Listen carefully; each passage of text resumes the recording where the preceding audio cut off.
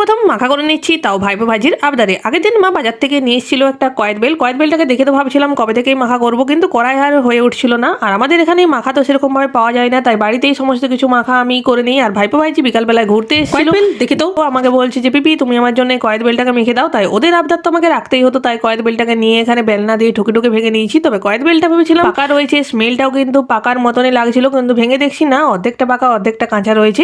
আমি তো প্রথমেই দুটো লঙ্কাকে পুড়িয়ে নিয়েছিলাম, তারপর নিয়েছিলাম নুন, তার মধ্যে লঙ্কাগুলোকে ভালোভাবে ডলে নিয়েছিলাম, তারপর একটুখানি কাঁচা লঙ্কাও দিয়ে দিয়েছিলাম, যাতে এতে খেতে তো আরও টেস্টটা দ্বিগুণ হয়ে যাবে। ভালো করে কয়েদ বেলটাকে চটকে চটকে মেখে দিয়েছিলাম। কয়েদ বেলটা যেহেতু একটু টক ফল হয়, সেই জন্য অল্প পরিমাণে এখানে একটু চিনি দিয়ে দিয়েছিলাম। তারপর তো দিয়েছিলাম ধনেপাতা বাটা। ভালো করে চটকে চটকে এখানে মেখে নিয়েছি। আর আমি না কয়েদ বেলটা রেডি করার পর কয়েদ বেলের মধ্যেই আমি এটাকে পুরো ঢুকিয়ে রেডি করে নিয়েছি। এরকমভাবেই তো মার্কেটে আমাদেরকে সার্ভ করা হয় বা দেওয়া হয়। আর কয়েদ বেলটা খেতে না প্রচণ্ডই পরিমাণে টেস্টি ছিল। একটা জিভে জল চলে এলো। অবশ্যই কিন্তু কমেন্ট করে জানিও, ভালো লাগলে লাইক করো। বাই।